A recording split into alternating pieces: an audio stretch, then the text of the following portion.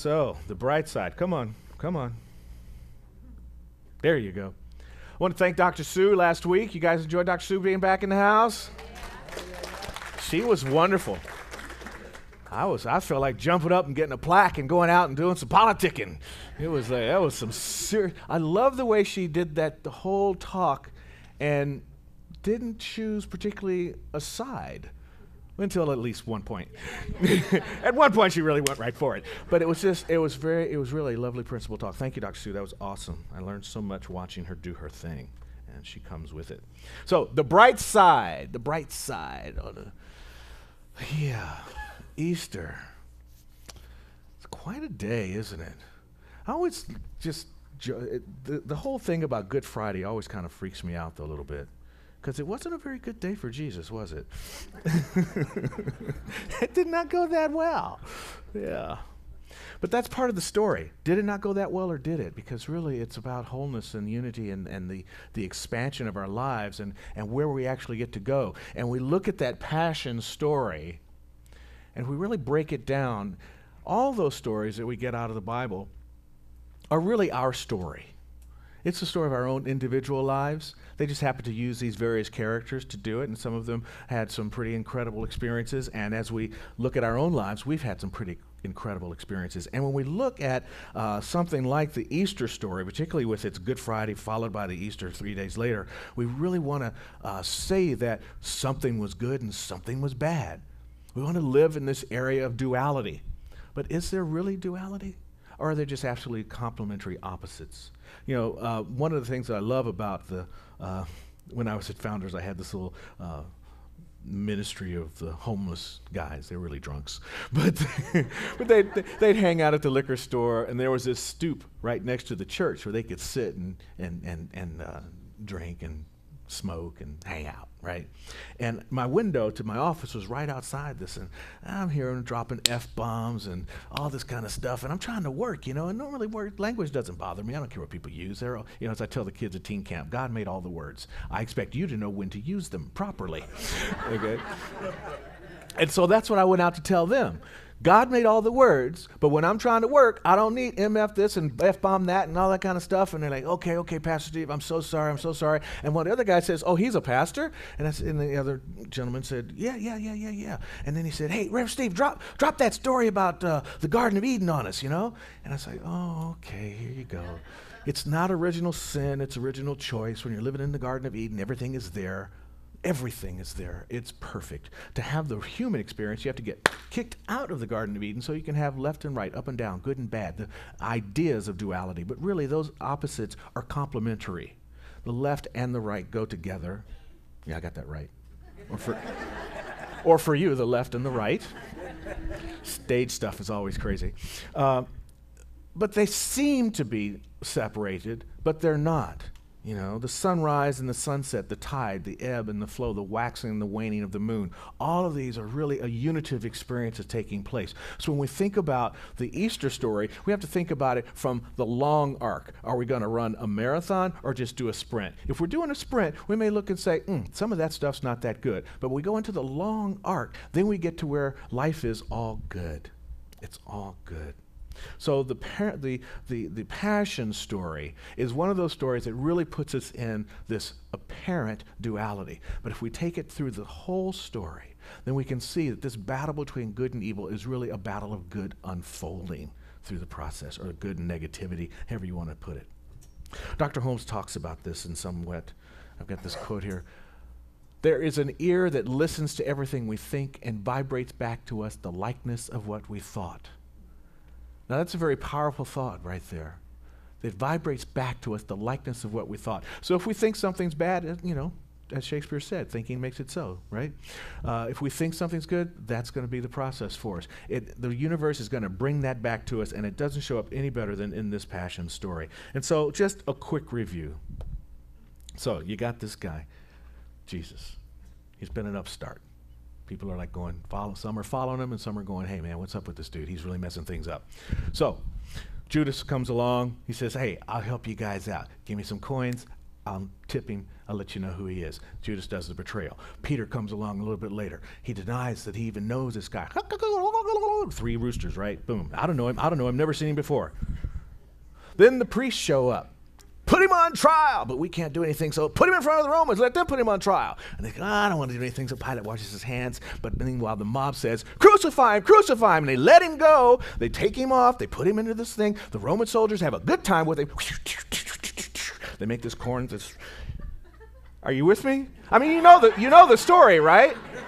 So I don't have to go into detail. I'm just going to run through it real fast, right? Okay, but this is the part that really gets me. I mean, they beat the crap out of him, right? They beat up a lot of people, the Roman soldiers, but they really had a good time with Jesus, so much so they put this crown of thorns on him. And then the centurion had this very unique experience. Usually, I mean, he sees these people get beat up, but something got him about the beating that Jesus received. And when they put the crown of thorns on him, the centurion went kind of like, oh, that hurt him. That was interesting. Now the tide shifts. And now here's Jesus walking along, and he's hanging from this cross, and he's with this thief, and this thief is freaked out. He's going, oh my God, what's going to happen to me? And Jesus looks over him and says, don't worry, we're going into paradise. You'll be with me in my Father's house. Whoa, what kind of consciousness is that? I'm hanging up here, about to die myself, and I got time to look over another guy and go, it's okay, dude, it's cool. We're going to a good place. That's some powerful consciousness.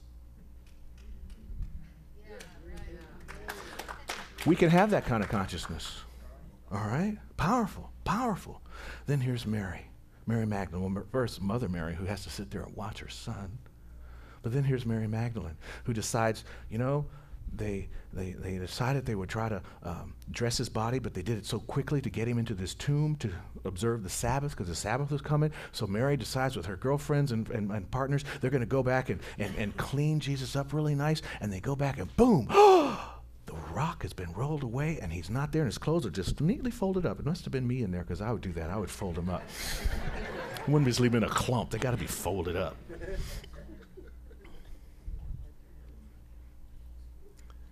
So then he shows up. And then he shows up again. And the disciples, and every time he shows up, people are like, who are you? Oh my God, it's you. And then he shows up again, and he hangs out with the disciples, and they eat. They break bread together. And then he goes on. And he's left us with this story. And if we can play it out in our own lives, that stuff happens to us. Things happen, friends betray us, then we tell somebody about it, and they go, well, I don't care, the mob, right? And then somebody else comes along, and we tell them about it, and they beat us up over it, and they shame us, and they guilt us, and we go through all that, and then a little bit later, a friend comes along and says, it's really okay. Look at the lesson and the blessing in that lesson. And you go, really? It's really okay? Yeah, it's going to be fine. And then a little bit after that, it really does turn out to be fine. And you realize that thing that you had to let go of, you really needed to let go of so you could have this experience here, death and resurrection. That's what happens. Martin Luther King, I love Martin Luther King Jr.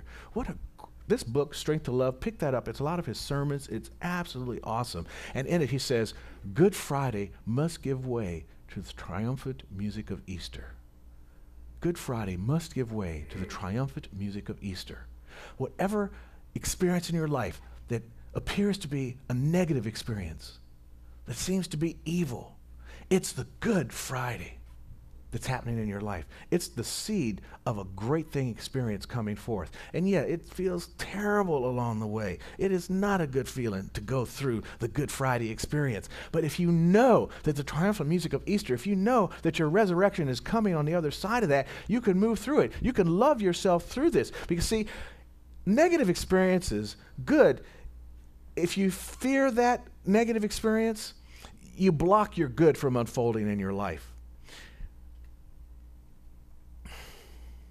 Dr. Holmes says, do not be afraid to let something in you die, because there shall be no resurrection without a death. No resurrection without a death. Like I say, are you going to run your life as a sprint, or are you going to do it as a marathon and run the long race? Are you going to let go of some things? The little deaths, the jobs, the relationships. Okay, maybe your car gets totaled. Thank God your health is okay, but it seems really bad. Then the insurance check comes, and you got the car replacement renewal, and now you're driving a brand new car, and you go, wow, this is really sweet. I like this Lexus. This is nice. I should have gotten this a long time ago. These things happen, Life blows by us with these different events. But the ones I really want to hit on is the things we need to let go of, or sometimes the habits, right? Or the judgments, the hates that we go through, some of the beliefs that we have. If we can let those die, if we can have the power to look at something that is not serving us any longer, that we've gotten used to, and be courageous enough to move past that experience and step off into a new experience, there is something that will catch you. There was something that will bring you to that triumph of music. But you see, you have to love yourself through it. And you have the power to love yourself through it because there's an innate power within you that wants to express itself always. And the reason some of these things that happen to us feel so bad is because they're working against our good. They're working against the nature within us that's saying, you can do better than this. You deserve more. You're worthy of something beyond this experience. So let it go. Let it go. And know that your resurrection is affirmed on the other side. Another great writer who we happen to be able to see from time to time, Michael Beckwith, says, be grateful. Be grateful that life brings to us all that we require to wake up. All that we require to wake up. So you're thinking, this does not feel bad. This does not feel like a Good Friday experience. This actually feels like crap. I don't like it at all. Absolutely. Go for that feeling. Feel that feeling. Because you have all the feelings. I always tell you all the time, if Andy only played the black keys on that piano, the music would not be as good. If you only played in the middle, it would not be as good. You got to play all 88 of them. That's what makes the sound. Michael's voice, it's a deep voice, but he uses the entire range of it, and he uses the strength and the power of it with the volume and the pulling back. Angela, the same way, You got to use everything you have. So I'm all about feeling bad when it feels bad, but set your timer on it. And decide, this is how long I'm going to feel this bad. Okay, I'm done feeling bad. I've honored the bad feeling. Now it's time for my resurrection moment and to move beyond it and to feel a little better about life, right? All right already. You say, all right already? Exactly. All right already. I've had enough of this. Let's move on, right? Yeah. Beware of the appearances. Yeah. And this wake up time, that's your resurrection moment. That's the time to go. To get for the triumph of music, you see. There's all these different things. There's the seasons are moving around. There's all these changes waiting for us. And so everything in the life is already showing us that this is going to happen, you see. There's nothing if we keep our eyes open and really just pay attention to what's going on in life, we see that we're not going to be stuck with anything that we got unless we choose to be stuck with it. Because it's going to move on, I mean, as much as I would love for the oranges on my tree to keep blossoming and to stay there, they're done now. I've picked them all. Well, me and the squirrels have picked them all. And the squirrels, they're weird. They don't just pick it off the tree, they eat it off the tree. Yeah. So there's and they eat them from the side. I don't know if this is your experience, you got orange trees, but they eat them from the side where I can't see it. So it looks like an orange, and I go to reach for it, it's all gooey and stuff inside. That is just not cool. Pick the damn orange like you do the tangerine tree. They don't do that. They take the tangerine right off the tree. They sit there on the, but the orange, they bend down, they eat it out of there right there in the tree. It's terrible. But back to the point. The point is next year there will be more oranges. And right now there's little orange blossoms there. While there's still a couple, they smell so sweet. All these experiences in our life around us, the sun rising, the sun setting, the moon waxing, the moon waning, it's there to remind us that there is one life, one infinite life expressing as goodness. God is a God of the living, not of the dead. And there's just God itself. Whatever you want to call it. If God blows you up, fine. Universe. If that doesn't work, dog. I don't care. Just something bigger than you. There is something bigger than us out there. And if we just hold on to that idea, these little moments they're not gonna hurt us. Okay, They're not going to permanently hurt us. They don't have to permanently hurt us. There's nothing permanent about life except that it will change. It's the only permanence, that it will change. It will continue to be different. And you see, there's something that wants to work. As Dr. Holmes says, we are each that incarnation of a divinity, and against each presses the insistent urge that will not let anyone alone, because it is there. It won't let you alone. It's there. Life and more life. Life and more life. Life and more life. It's always calling to you. It's always asking you to stretch yourself a little bit further. And when you don't stretch yourself and you don't answer to that stretch, that urge, that ultimate resplendent good that's emerging through you, when you don't listen to that, then you're opening up for suffering. You're opening yourself up for pain. You're opening yourself up for hurt. You're opening yourself up for the Groundhog Day life. And it was a great movie, but it's a stinky life. Nobody wants it. But it is a great movie. I guess it wasn't all stinky. He did learn how to play the piano and finally walked around that hole in the ground, too. It's all good. True enough that it is all good. Evil, negativity, it's a very interesting thing, this evil stuff. It goes along pretty good for a while. I mean, bad stuff can happen for a really long time, but there's something where it runs it to its limit. It eventually stops being bad. It can't do enough, and then good just has it and takes over. And we can look at all kinds of experiences like that. The one that comes to mind first off is the Holocaust. I don't know why, but it does. I mean, that was terrible. We all know that. We all know that. And then it reached a point where the entire world said, enough is enough. And now, whenever there's an inkling of genocide in the world comes to battle for it because we've already experienced it. Enough is enough. You know what happened to that mother who lost her child and said, enough, I'm mad. And now we have an organization that supports the end of people driving drunk. We've had enough where when you watch a movie nowadays, when a couple breaks up in a movie, not that often does the guy run down to the bar and take a drink. When a guy meets a gal in a movie, nowadays he doesn't pull out 2 cigarettes and light 2 and give one to her. That's not romantic anymore. Enough is enough.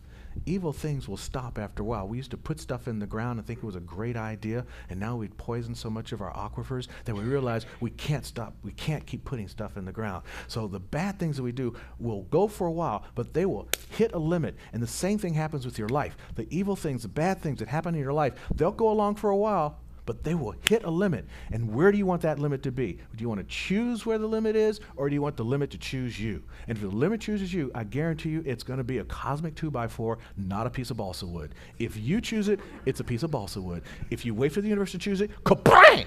And it really hurts. Trust me, I know from experience, I liked the cosmic 2x4 for a lot of years, but I'm done with that. I'm choosing on my own.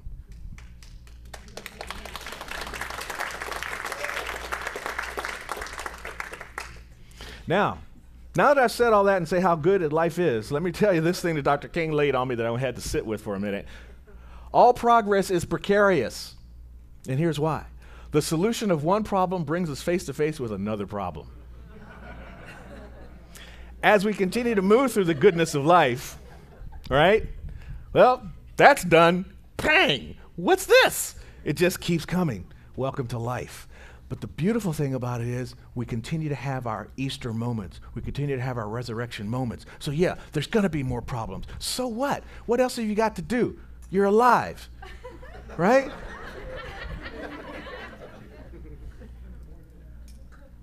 You know, this week I had to get up for the Tuesday morning poetry with Johanna, and we got up really early. I don't know how she does that. But one of the things that did happen was the sunrise.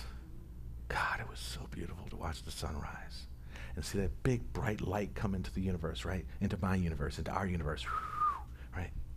Then Thursday, we had the board meeting.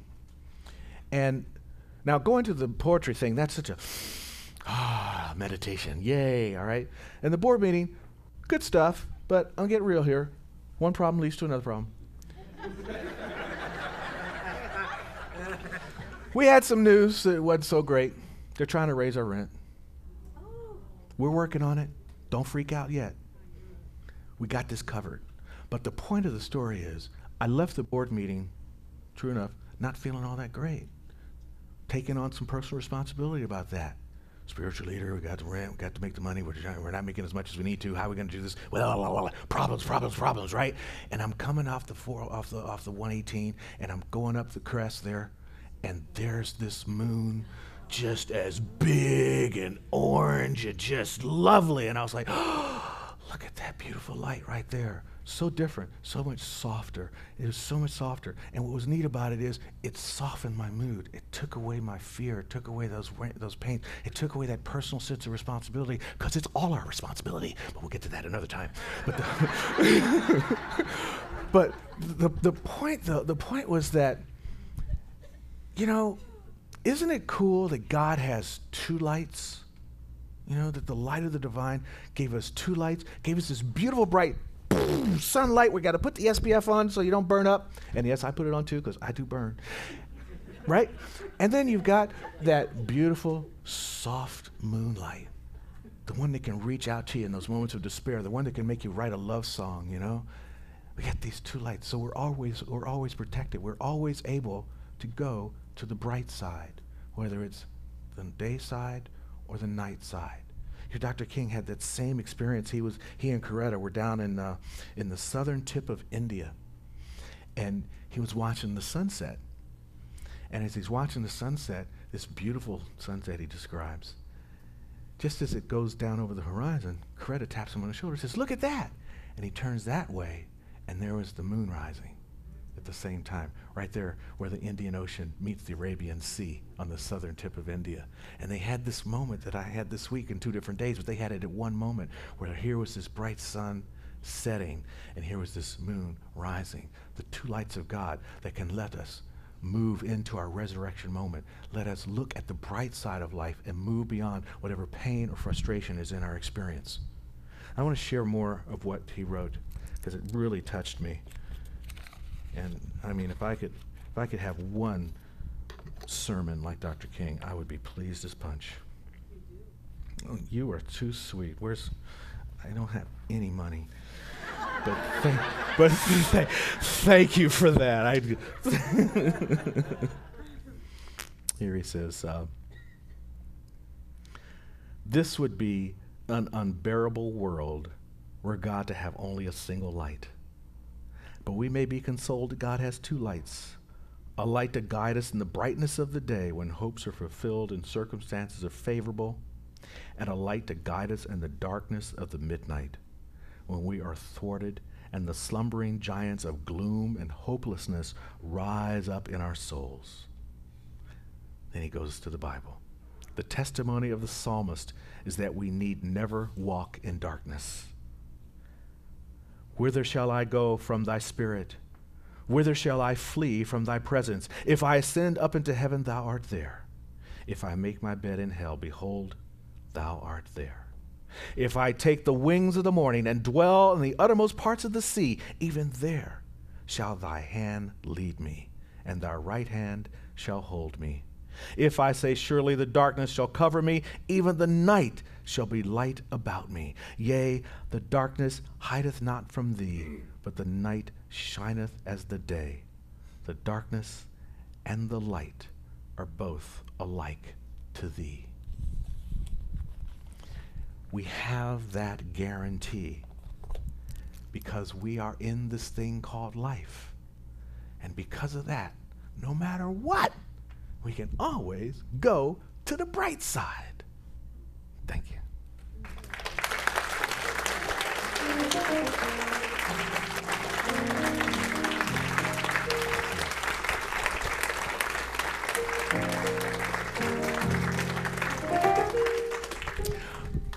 May I? And thus the affirmation. This is why you can speak with authority, because you're always able to be on the bright side. Here we go. Let's do it together. I speak with authority knowing my word accomplishes that unto which I speak, no matter what. And so it is. All righty. How you feeling, guys? Bright side? Negative experiences not going to get you down. All right. If they do get you down, call me. That's what I'm here for. Talk you back into the bright light, okay? Or a practitioner, call it. Yeah, I'm a practitioner. Call a practitioner. Absolutely. We're going to call them up here in a minute. But now we're just going to go into prayer. And the week and the week's news just flooded me. There are people on the other side of the world that are dealing with how people experience their hate. Seems like hate does not take a day off, but neither does love. So as you bring into your consciousness right now anything that has appeared as the darkness, that hopelessness Dr. King talked about, that gloom, that moment where you feel like you just don't have the room to see beyond what is there. If you know somebody that's in that situation, bring them into your heart right now. Because what we know is that there is one life. That life is God. That life is full, whole, and complete. It is filled with light. It is filled with energy. It is filled with possibility. It is filled with potentiality. The only thing that it's waiting on is you, your call, your voice, your word of authority spoken, whether it's spoken in mind or in intention. The heart speaks the loudest, and the universe responds to that the quickest. So take these thoughts into your heart, that there is love enough, there is abundance enough, there's prosperity enough, there's solutions enough, there's right action and divine guidance enough for everyone to get exactly what they need to move them to a space that is constructive, that causes no harm to anyone, and that uplifts and supports the universe in beautiful and wonderful ways. This is our mission in life, to move beyond the place where we are to the place where we are going. You see, there's nothing that needs to be saved. Everything is fine the way it is. What needs to be happening is we just need to align ourselves to the truth of the good that is there for us.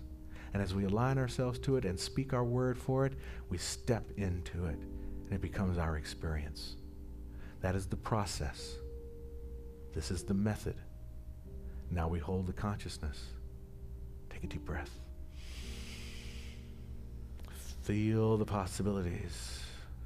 Release the actualities. Step into the beingness. Know it is good and very good. I affirm it as that. With deep gratitude, I release this prayer into a perfect law that has only one answer. And what is that answer from the universe? Yes. And so it is. All righty.